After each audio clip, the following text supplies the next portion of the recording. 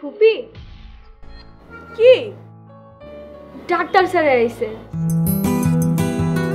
Doctor sir? Zakir sir এসেছে? যে হঠাৎ স্যার কিছু না বলে চলে আসলো। আমি একটা ছোটখাটো বিপদে পড়েছি। বিপদ? আমার মনে হয় আপনি আমাকে নিয়ে সারাক্ষণ ভাবেন, আমাকে স্বপ্নে দেখেন। কি দেখেন না? আপনার চোখ কিন্তু তাই বলছে। চোখ আর কি বলে? চোখ আরও বলে আপনি আমাকে পছন্দ করেন। যদি এরকম হয় তাহলে কিন্তু আমি ম্যানেজমেন্টকে জানাবো আপনাদের সবার বিরুদ্ধে অ্যাকশন নেওয়ার জন্য। যান কাজ করেন। আমি আবারও তোমাকে বলছি, কোথাও একটা ভুল হচ্ছে। ভুল হচ্ছে মানে? আমার ভুল হচ্ছে, আমার আমার ভুল হচ্ছে।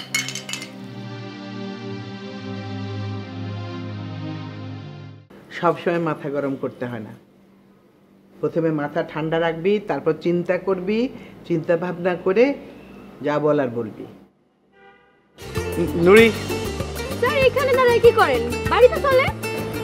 বাসায়? না থাক, আজকে যাব না। তোমাকে আমার ভীষণ ভালো লেগে গেছে।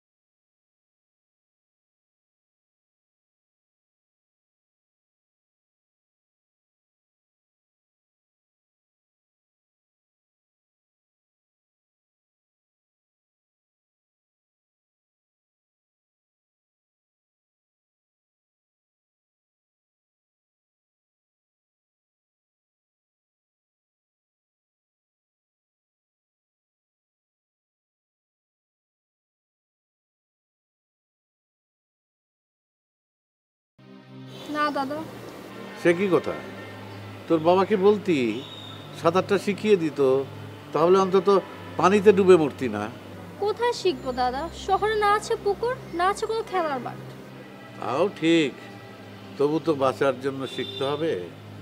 তোর বাবাকে বলিস, সে একটা ব্যবস্থা করে দেবে। ওই যে সুইমিং পুল টুল আছে না, সেইখানে পর পর। বাংলাদেশের অধিকাংশ নারী মাতৃকালীন সঠিক সেবা না পাওয়ার কারণে সুস্থ শিশু জন্ম দিতে ব্যর্থ হয়। মায়েরাও বিভিন্ন রোগ ব্যাধিতে আক্রান্ত হয়। মায়েরাও নানান রকম ব্যাধিতে আক্রান্ত হয়। আরে কোনো সুখবর নেই রে? আছে তো দাদা। আরে সেখান থেকে একটু পর। বাংলাদেশ মাতৃমৃত্যু হার কমাতে সক্ষম হয়েছে। সালুকিয়া গ্রাম বাল্যবিবাহ মুক্ত গ্রাম ঘোষণা করা হয়েছে। জিকরগাছা ইউনিয়ন এখন নিরক্ষর মুক্ত। এই তো কত ভালো খবর। বাহ, আমাদের দেশ তো ঠিক সুন্দরভাবে এগিয়ে যাচ্ছে। দাদা, তোমার চোখের ছানিটা কাটলেই তো পারো। আমি কাটবো নাকি? ডাক্তারের কাছে গিয়ে কাটালেই তো পারো। কিন্তু আমার ছেলে মেয়েদের তো সময় হয় না, আমাকে একটু ডাক্তারের কাছে নিয়ে যাবে। আচ্ছা, আমি মাকে বলে দিব, মা নিয়ে যাবে। হ্যাঁ, মাকে বলিস, বৌমা আমাকে ঠিকই নিয়ে যাবে। এই দেখ তো, আর কি খবর আছে পর তো।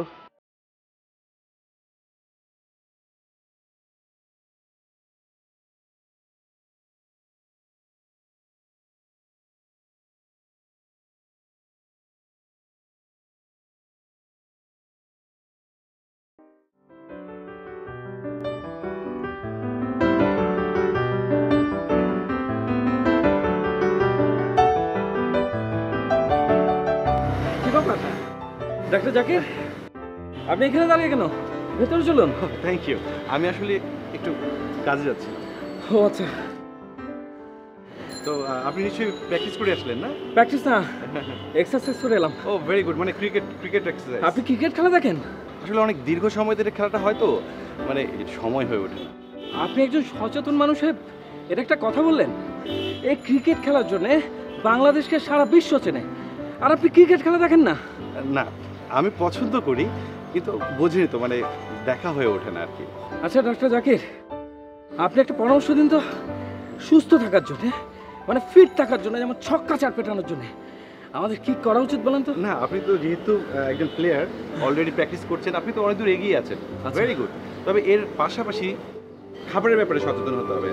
যেমন মৌসুমি ফলটা কিন্তু আপনাকে নিয়মিত খেতে হবে। আচ্ছা। আর এর পাশাপাশি অ্যাভয়েড করতে হবে যেটা হলো জাঙ্ক ফুড, মানে fast food. Right. Fast food অবশ্যই অ্যাভয়েড করবেন। আর হ্যাঁ, অবশ্যই পরিষ্কার পরিচ্ছন্ন থাকতে হবে। হ্যাঁ, এই দিক থেকে আমি সচেতন। দেখুন না, আমি নিয়মিত নখ কাটি। আসলে এই নখের যে ময়লা থাকে, এই ময়লা থেকে কিন্তু বিভিন্ন ধরনের রোগ সৃষ্টি হয়, লাইক আমাশয়, ডায়রিয়া, এই ধরনের রোগ থাকে। আমাদের সবারই পরিষ্কার পরিচ্ছন্ন থাকা উচিত। থ্যাংক ইউ, আপনার সাথে কথা বলে অনেক ভালো লাগলো। আচ্ছা চলুন না, এক কাপ চা খাবেন? না, আমি খুব জরুরি কাজে যাচ্ছিলাম। আসবো। আচ্ছা আচ্ছা, থ্যাংক ইউ। আর ক্রিকেট খেলা দেখবেন কিন্তু? হ্যাঁ হ্যাঁ, ঠিক আছে। ওকে, ভালো থাকবেন। হ্যাঁ।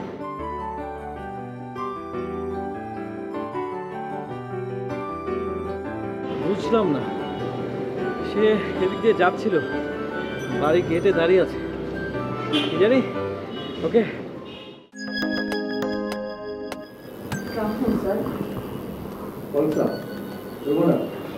বসো।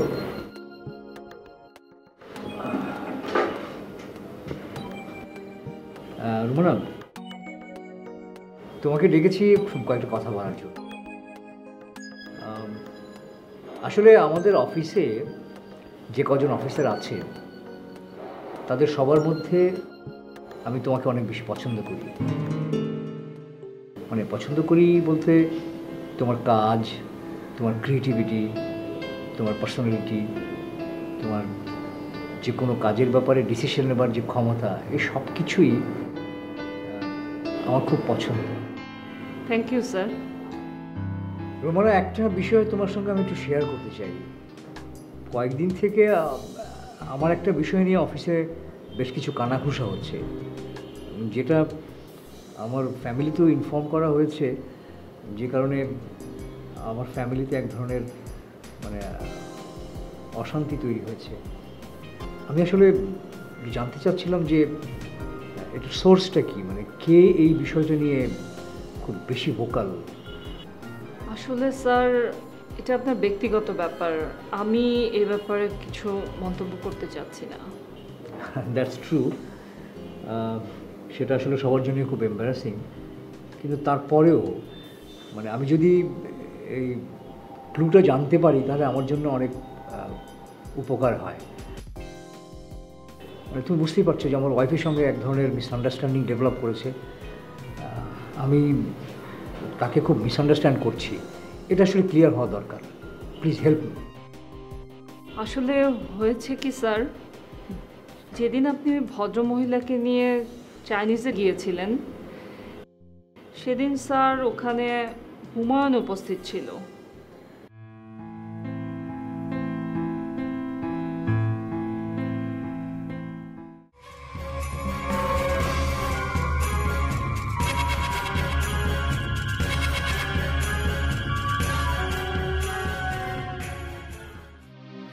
স্যার, এই হচ্ছে ঘটনা।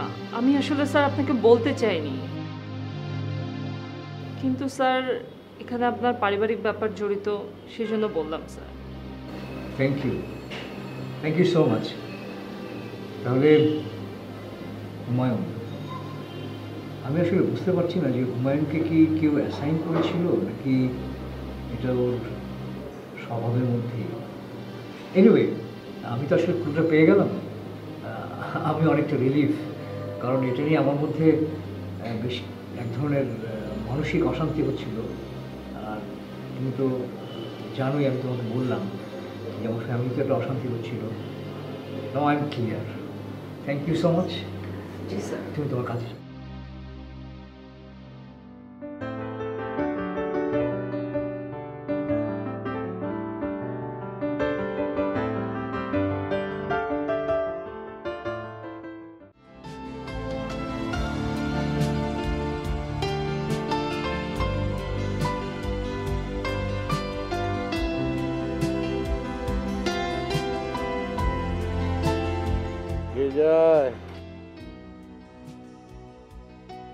বাবা আমি মনির। বাবা মনির, এতবেলা হয়ে গেল, আমাকে আজকে খেতে দেয়নি। তোমার খুব খিদে পেয়েছে, আরেকবার খেতে চাও? আরেকবার বলছিস কেন? 3 দিন হলো আমাকে খেতে দেয় না। আচ্ছা ঠিক আছে, আজকে আমি তোমাকে নিজের হাতে খাওয়াবো, ঠিক আছে?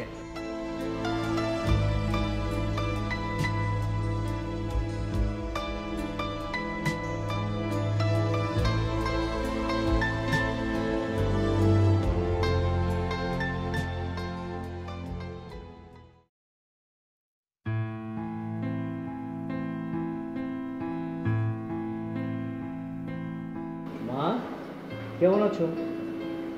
ভালো। তুই কেমন আছিস? আমি তো ভালো আছি। তোর মেজাজ আজকে অনেক ভালো রে। আমার মেজাজ সবসময় ভালো থাকে মা, সব সময় ভালো থাকে। আল্লাহ যেন তাই রাখে। ঠিক আছে মা, আমি রুমে যাই।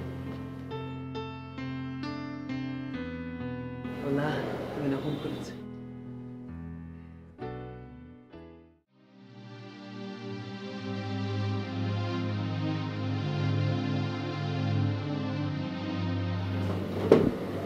কি অবস্থা নিল তোমার? খবরদার দয়া করে তুমি আমাকে ওই নামে ডাকবে না। রাগ হয়েছে বুঝি? আবার নির্লজ্জের মতো জিজ্ঞেস করছো রাগ হয়েছে নাকি? শোনো রিতু, তোমার কাছে আমার একবার ক্ষমা চাওয়ার দরকার আছে। তোমাকে কে ফোন করেছিল সেটা কিন্তু আমি জানতে পেরেছি। অ্যালিস নয়, আমার অফিসের এক কলিগ আমার পেছনে লেগেছে, আর আমি অযথাই তোমাকে কি না কি বলেছি। সরি। এখন সরি বলে তো কোনো লাভ নেই। যে খারাপ ব্যবহারটা তুই আমার সাথে করেছো। সত্যি তো আমি ভুল করেছি। Sorry sorry sorry. হচ্ছে চা খাবে? হ্যাঁ, দুটো আনবে। তুমি আর আমি দুজনে মিলে বারান্দায় বসে চা খাবো।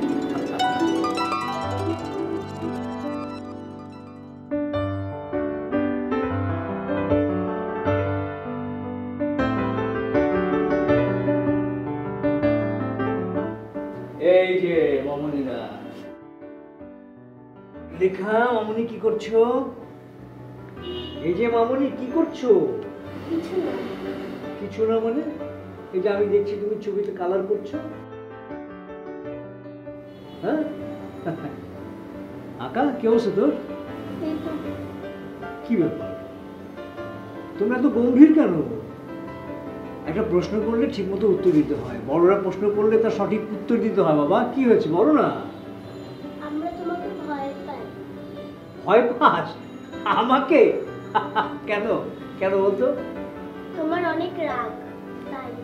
আমার অনেক রাগ? না না, আমার অনেক রাগ না। আচ্ছা শোন, একটা কাজ করি, চল আজকে তোদের দাদুকে আমরা ভাত খাওয়াই। খাওয়াবি? দাদা তো একবার ভাত খেয়েছে বাবা। তাতে কি হয়েছে, আরেকবার খাবে। পেটে যদি জায়গা না থাকে তাহলে খাবে না, আর যদি জায়গা থাকে তাহলে খাবে। কি চল? হ্যাঁ চল চল। শোন তুই এক কাজ কর, তুই ভাত মাখিয়ে নিয়ে আয়, আমি দেখি তোদের মা কি করছে। হ্যাঁ ওকে মা, আসো।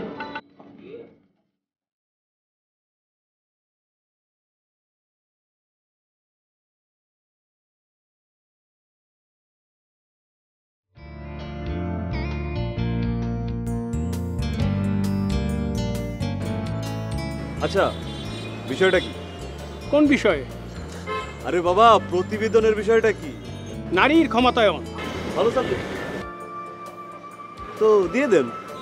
কি লিখবো ভেবে পাচ্ছি না।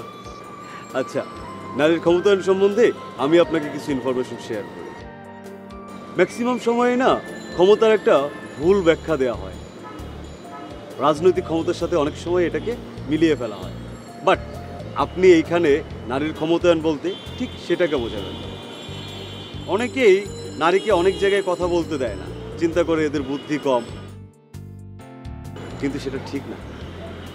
ম্যাক্সিমাম ক্ষেত্রে দেখা গেছে নারী পুরুষের চেয়ে খুব সুন্দরভাবে এবং পরিচ্ছন্ন গোছানোভাবে তার কাজটা ঠিকমতো করতে পারে, এবং নারীর কাজের গুরুত্ব এবং এর আর্থিক মূল্যায়ন প্রদান করা হলে নারীর সামাজিক ও অর্থনৈতিক উভয় দিকেই একটা আশানুরূপ পরিবর্তন আসবে।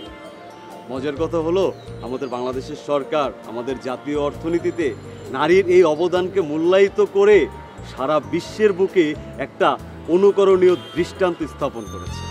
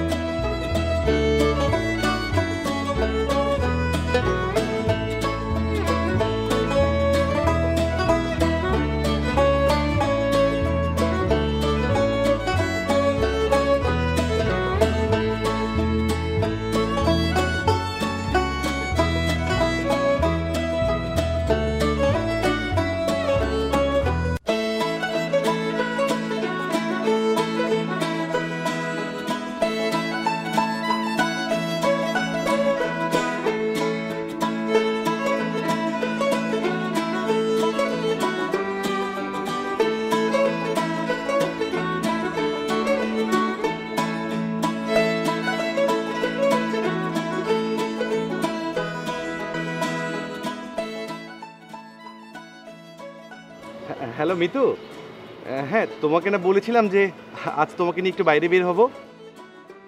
হ্যাঁ হ্যাঁ, আমি তোমার বাসার সামনে। তুমি কি রেডি? ওকে ওকে, তুমি তাড়াতাড়ি একটু চলে এসো।